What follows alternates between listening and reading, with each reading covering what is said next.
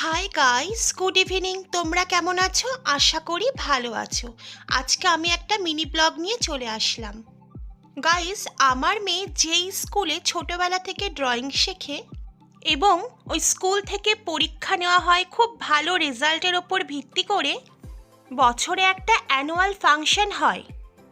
ওই অ্যানুয়াল ফাংশনে কে কী রেজাল্ট করেছে, কেমন রেজাল্ট করেছে তার ওপরে পুরস্কার থাকে। তো এবছরও আমার মেয়ে বা আমার বোনের মেয়ে খুব ভালো রেজাল্ট করেছে, তার উপরে ভিত্তি করে কিন্তু আজকে পুরস্কারটা ওরা পাবে বা পেয়েছে।